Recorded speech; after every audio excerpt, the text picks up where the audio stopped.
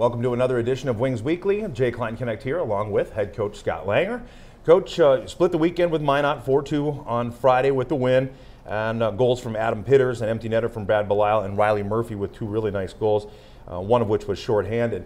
On Saturday night, bit of a slow start, but the Wings battle back and make it a close game, ultimately falling 3-2, with John Sladek scoring and Jonathan Bendorf picking up his 100th NAHL point with a goal on the power play.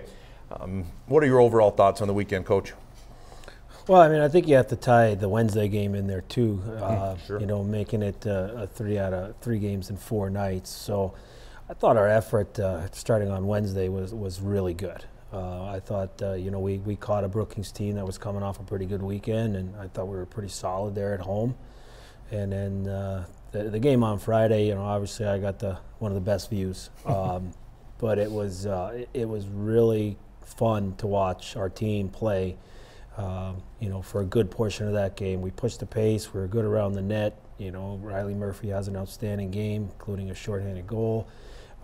It was just, there was a lot of things that we work on, you know, in this process, and they surfaced in that game. Yeah. You know, and then on Friday, obviously they caught us, you know, right out of the gate. They came out with a lot of energy, a lot of emotion. But the fight in our game was good. We found a way to come back, and obviously it didn't end the way we wanted it with being scored on a penalty kill. But you know, I look at our energy, you know, throughout those 3 games, and I thought for the most part it was really good. And you know, you want to get all the points, but you know, we did take 4 out of 6. Not too bad. Well, I thought we'd kind of go with a little bit of a by-the-numbers theme today. I'm looking through a lot of stats this morning and stuff, and right now there's a Massey poll that has the Wings rated as the number 4 team in the NAHL. Of course, when you look at points, that's not necessarily the case, but they took defensive and offensive statistics, goals allowed, shots forced, all of those statistics, and came up with the Wings being 4th overall. Vernon has been really good, now 2nd most minutes in the league. Is there any concern about wearing him down? Yeah, if he doesn't take care of his body, you know, if he doesn't act like a pro. But I think that if he takes care of himself and does all the things he's supposed to do, I don't have a major concern in that area. I mean, you know, can Matt finish out the season playing all of them? No. Right. You know, he needs to be pushed a little bit. So, you know, we trust me, I consulted Matt Vernon quite a bit to see where he's at, you know, both mentally and physically. So I'm not going in alone on that decision. Right, right. Of course. And again, he's been playing very well. Again, with the numbers, power play went 1 of 7 on the weekend, and the PK was successful on 7 out of 10. What is and isn't working there? Well, I think we're pressing quite a bit on the power play part of it. You know, you get into those situations where you get into a little bit of a slump, and then you tend to grab your stick a little harder, and you try to do things you probably shouldn't be doing. And you know, we need to just step back from it a little bit and reevaluate it and take a different approach to it, and try to get the guys having a little more fun on it as opposed to, you know, pressing out there. Right. You know, the penalty kill has been really good up until I thought Friday. I thought Friday it cost us the game. You know, is that because it's the 3rd game in 4 nights, or is it just, you know, guys just blowing their assignments? That has to be evaluated. But especially teams win games. Yeah. You know, if our power play is doing what it's supposed to do, that's not a hockey game on Saturday. You know, we win that game going away. But it's the same thing with the penalty kill. It's just you have to be sharp, or it's costing you the game. And sure enough, puck comes out of our pressure, comes across the crease, goes in the back of the net. So, you know, those are areas that we have to keep improving on, especially with the ability of our guys. You know, we have a pretty deep core of guys here that need to have a higher standard when it comes to specialty teams. Well, and it's something you've mentioned before too, that it's a fluid thing. You know, it's constantly evolving, and you're making adjustments to. Next number, 6 shorthanded goals. A league-leading 6 shorthanded goals so far this year. What is working, and how is that happening? Well, it's guys that have the ability to skate. Yeah. And, you know, they pressure the right way when they're supposed to be, you know, and I should say when we are pressuring the right way and doing things that we're supposed to be doing, we do get offense off our penalty kill. And You know, we're always looking to get offense off our penalty kill. You know, that's why we are such a high pressure team when it comes to the penalty kill. We don't really sit back on our heels and let teams blast away. But I think our guys get excited for that, and it's a good game changer when you can get a shorthanded goal. And you know, it's helped our insufficient power play at times too. You know, we can get a goal. You know, on our specialty teams using our penalty kills. So, you know, you look at the guys that have scored them. They're smart players. They're in the right position and they can skate. Yeah, very good attributes for sure.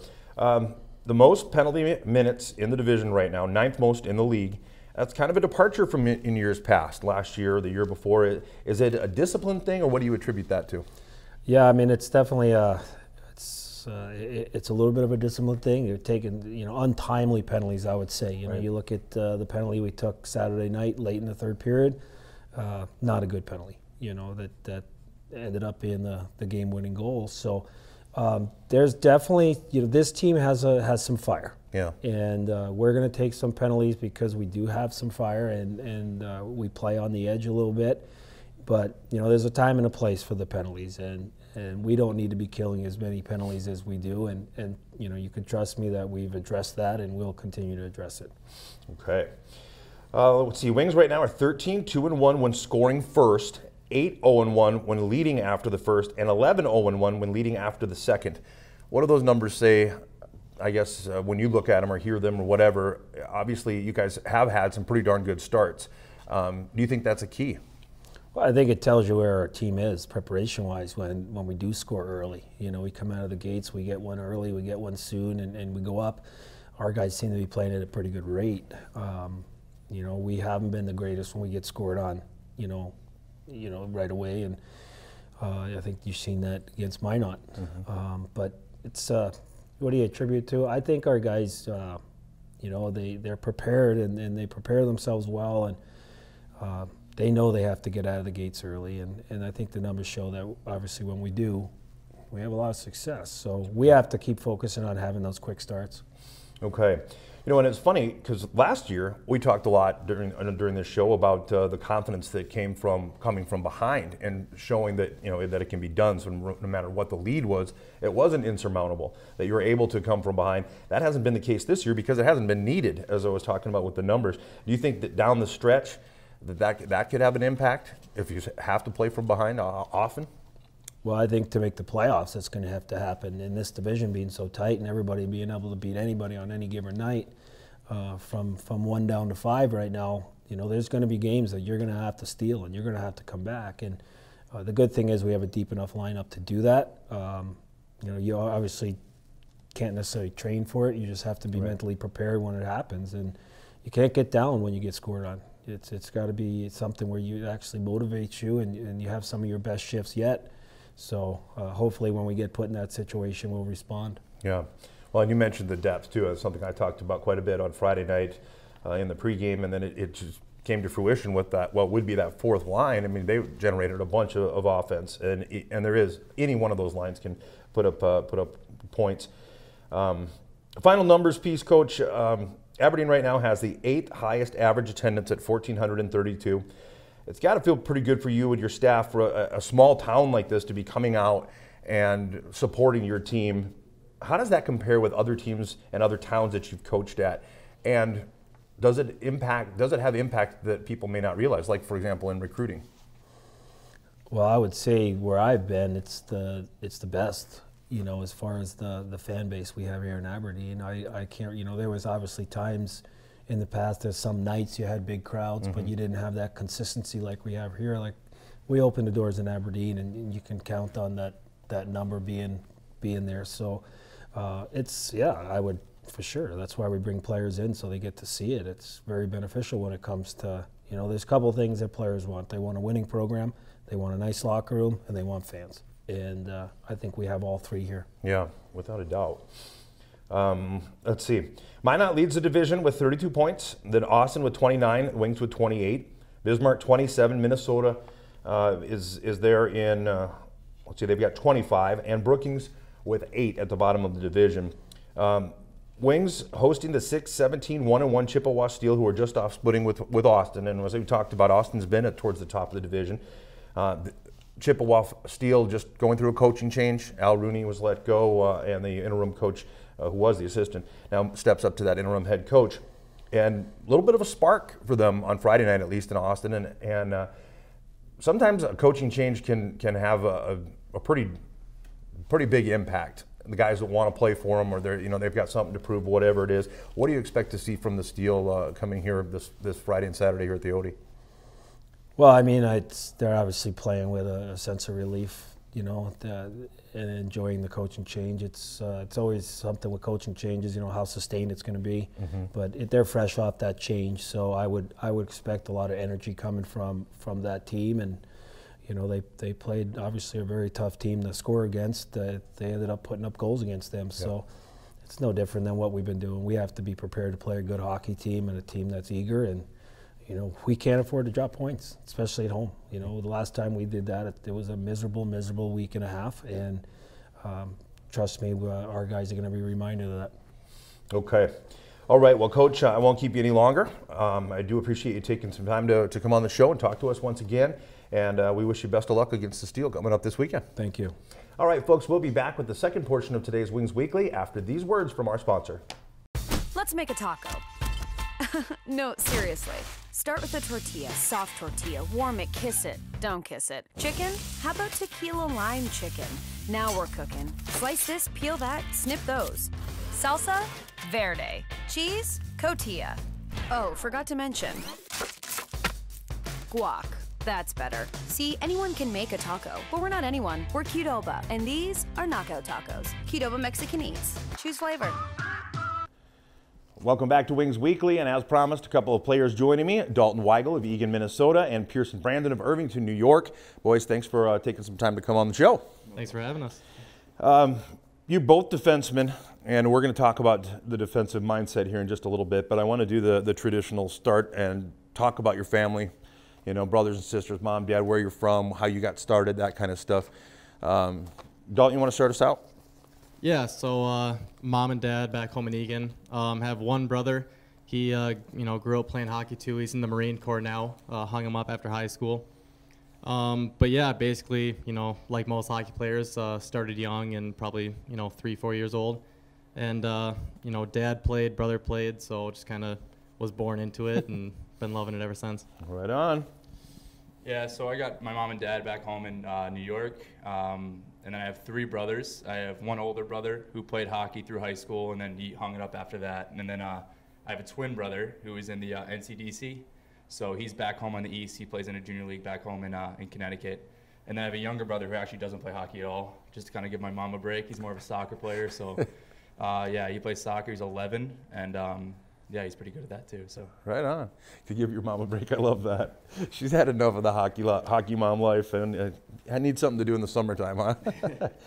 All right. Well, let's go back. Obviously, Minot this last weekend, and then Wednesday, you guys are back in action after a week off. So, what did you guys think of the games as a whole? And do you feel like you're playing at your best hockey at this point with the win against Brookings, then Friday night up in Minot, a big road win against a good hockey team, and a tough matchup on Saturday night where again I felt like you guys came out a little slow but bounced back and made it a heck of a hockey game. What are you guys? What are your thoughts or takeaways from the week that was hockey? I thought it was good to have that week off, especially just kind of reset. It's always nice to have kind of a mental reset. But yeah, I think we're playing good hockey. The win on Wednesday was big to come back and get those 2 points. And like you said, Friday night in Minot, that's a big win. Yeah. They are a good hockey team. But yeah, we're playing good hockey right now. I think there's just a few little things we can clean up. And yeah, we just got to keep playing full 60s and keep taking 2 points. Pearson? I think our main issue in the weekend probably was the discipline. We took a few stupid penalties, and that's kind of what hurt us on Saturday. I think we had two goals against on the penalty kill. So I think mainly we're playing really solid hockey. We're playing our structure. We're playing what we need to do, and then at the end of the day, we just need to be disciplined, and we finish full 60 minutes. And you guys, both of you, and talking about that a little with Coach too, about the fact that it is a little bit of discipline, taking penalties at the bad times and stuff. You two are not very often penalized. Do you think that is something that's well, I want to get to the defensive part, but do you think that that's something that that you're conscious of, or is it that you're saying to yourself, don't get involved with this guy, don't don't the after the whistle stuff, let's just skate away from it, whatever it is, or there because there's some guys that just like Coach said, they're maybe a hothead or not a hot, that almost sounds bad. I don't mean it to sound bad. What I mean is that they play with a lot of emotion. And this will tie into the defensive thing. Do you guys think that as defensemen that you're a little more patient, a little more calm perhaps than what some of the forwards are? Well, I think for me, I mean, I used to be an absolute hothead. Yeah. Back in youth hockey, I was also a lot bigger than some of the guys, but I used to take dumb penalties. I used to do a bunch of stuff like that, and coming to this league, I find that I kind of needed to mature a little bit, and I've definitely taken some hits and some stuff that I probably should have hit back, but I mean, at the end of the day, you just kind of got to keep a cool head, and I don't think it's more defensive or offensive. I think it's just about controlling yourself and realize that you're doing it for the team, and if you get punched in the face, you get punched in the face, but just let them get the penalty and then you move on. So, yeah. I mean, I think it's just about being a team player at the end of the day. Well put. Yeah, I think there's a right time to take a penalty and a wrong time to take a penalty. Like Pearson said, some of the penalties we're taking are undisciplined penalties, so a lot of stick penalties, tripping, hooking, that kind of stuff. I think there's a lot of times where, either a good penalty where a guy's going down and a good scoring chance, you take a penalty, that's one you kind of have to take. Or else, sticking up for teammates or goalies, I think that's a big thing too. But there definitely is a right time and a wrong time to do it, which kind of goes with like your game situation. But yeah, I think we definitely have to be, conscious of when we are taking penalties and when we have to be on the ice, because there are some times where you need to be out there to, kill penalties or 5-on-5, empty net, all that kind of stuff. Sure. Well, and the reason I bring this up again, because I had two defensemen on last week and kind of talked to them about it a little bit, and what I'm kind of digging at is that it seems to me that defensemen, at least the ones that I've known over the last 4 or 5 years, or are oftentimes a little quieter. They just seem like they're a little bit more in the corner, not in the spotlight kind of guys, and I don't know if that's just a weird observation that that I've kind of picked up on over the years, where they just seem a little more thoughtful, a little bit more slower to act and quicker to think. And I was thinking, I started to put this together with the position itself. And is it possible that some of these attributes actually, help a defenseman be a good defenseman? And I don't know if that's probably a little bit crazy, but it just seems like that you guys, as a whole, and I think back to guys like Cook and Jack Kelly and so on. They're not necessarily the ones that are going to be clowning around or whatever, but are a little bit more thoughtful. Does that make any sense, or am I kind of talking crazy? Yeah, well, I think part of that too is that we suit 6D a night and we have 12 forwards. So true. When 1D takes a penalty, it's a lot tougher on the D, because then we're going a lot more often, and you're kind of burning a lot more energy that way. So I think D have to be more conservative in that sense, so we're not burning all our energy on the penalty kill. Well, good point. Very good point. All right, you guys are both Air Force commits. First of all, congratulations. Thank you. What sold you about the Air Force, and what made you make that decision to go play hockey for them? Well, before this, I had no aspirations to go military or anything like that, and then they started talking to me, and I started researching and learning about it. And when I finally went on the visit, it was incredible how much resources they had, and their facilities, and the education, and all those things, and it was just unreal. Like, I went there and I was like, there's no other place I'd rather be, because when I was looking for colleges, I was just mainly worried about education, and I was going to sacrifice hockey for education. So I didn't want to just go to BC or something like that. I wanted to go somewhere that was a good school. And then when Air Force came along, it was the best of both worlds, I think, and I had to take it. Well, awesome. And Dalton, you've been committed a while now. What led to your decision? Well, my brother was part of it. I mean, he since he went into the military, he kind of told me everything he likes about it. So that was kind of a big piece of it for me. And then a lot of what Pearson said, was kind of the same thing I was thinking. But one of the biggest things I think as I was growing up is that I was kind of taught that, sports is a platform. And I think hockey is I wanted to give me the opportunity to do something greater than just in the sport. Right. So I think that because of hockey, it gave me the opportunity to go to a place like Air Force where I can, make a change in the world and do something that's going to help a lot of people. Excellent. Excellent. All right, a couple of silly would you rather questions. Would you rather speak every language known to man or be able to speak to animals? I'd probably want to speak every language in the world just because it'd be cool to be able to travel everywhere and be able to converse with all the different people there. Right on. I'd definitely go with the animals. I think being able to speak to an animal would be pretty wild. Like just any dog you see, just to know what they're thinking and just kind of communicate. You can go to every place in the world and you can use Google Translate and you can get along, but you see a wolf in the wild and you say, hey, what's up? And he says, hey, what's up back? It's a good day. So I mean, I'll take that. It's a good day. Love it. All right. All right. How about, would you rather read minds or predict the future?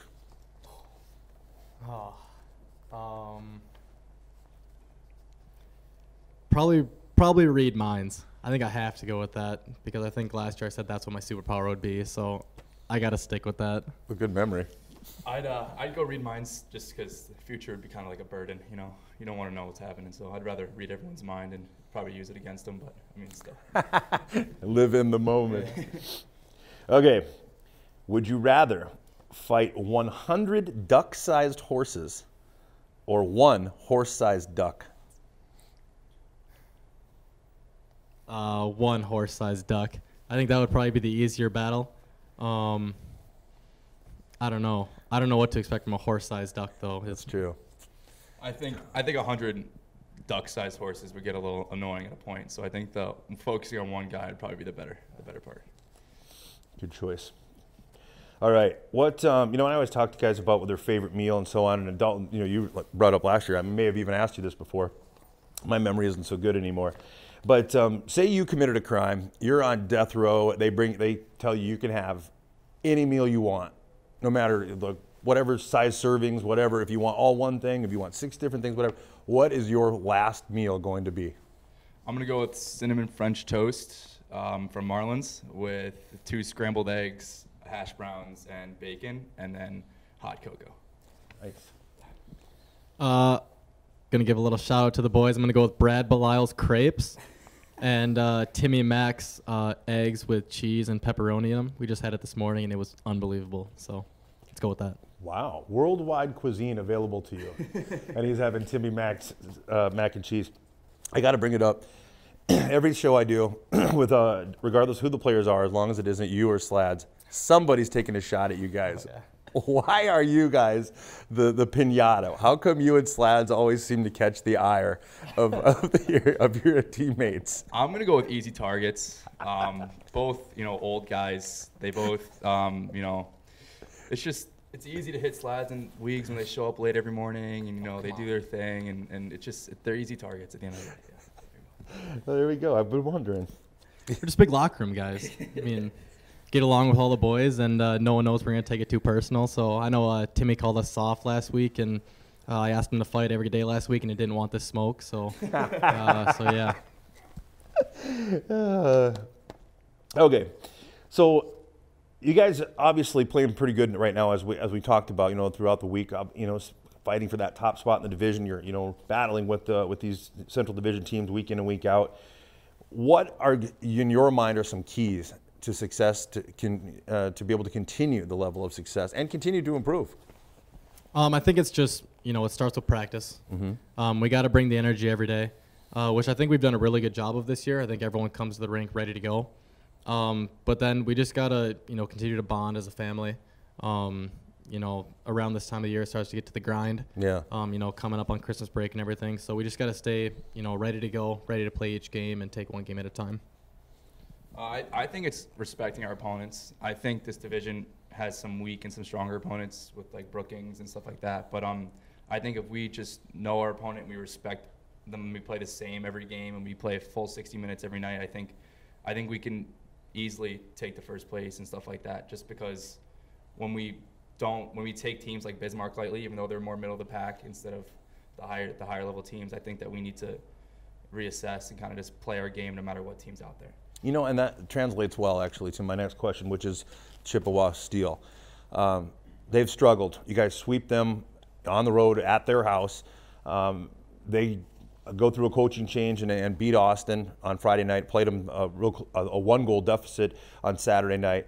And to your point, there are some teams like Brookings, Chippewa Falls, Chippewa Falls Steel, that maybe statistically, certainly points, ranking, whatever, that aren't the caliber as other teams. So it is important that you don't look past them. So that's a very good point.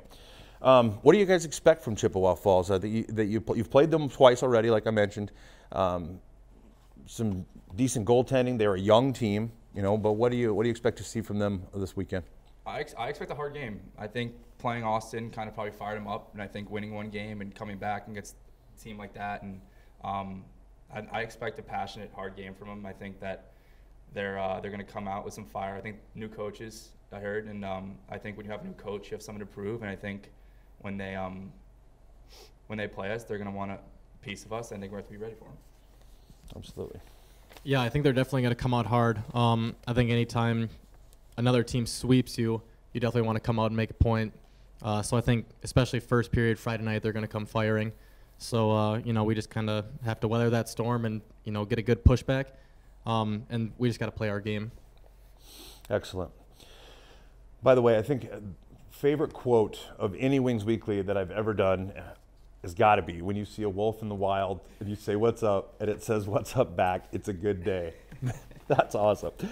Okay, moving forward, folks, of course, as we talked about Chippewa Steel coming to town Friday, November 30th, Stutzman Harley-Davidson Party Porch game sponsor is Pioneer Seed. Skate with the Wings after the game, so come on out, and even if you don't have your skates, so you want to just walk out, get some autographs, talk to the boys a little bit, whatever the case, that's Friday, November 30th. And then on Saturday, December 1st, we have the Stutzman Harley-Davidson Party Porch game sponsor, Schwann Financial. Both nights will be the Aberdeen Area Chamber Ambassadors Hat and Mitten Drive. Bring a new pair of mittens and or hat and receive $2 off admission at the door. Donations will go to local schools to use. Doors open for all Wings home games at 5:30 and the puck always drops at 7:15. $10 general admission tickets are on sale now at any of the 4 Sea Express locations in Aberdeen with additional purchase. Tuesday, December 4th, we'll be taking a fan bus to Brookings for that game against the Blizzard. For information, contact Aaron Smith, make that, at 605-380-5852. Again, if you haven't already kind of heard word, the Wings have a new fan bus, and it is pretty sharp. All the latest news and information, visit AberdeenWings.com or follow us on Facebook, Twitter, Snapchat, and Instagram. Just a reminder that the Aberdeen BMX jersey auction is coming up on December 8th with auctioneer Val Jark of Jark Worley Auction, so make plans to be there for that. Folks, that's pretty much going to wrap things up. I want to thank you guys for coming on the show again, and that'll wrap up this week's Wings Weekly.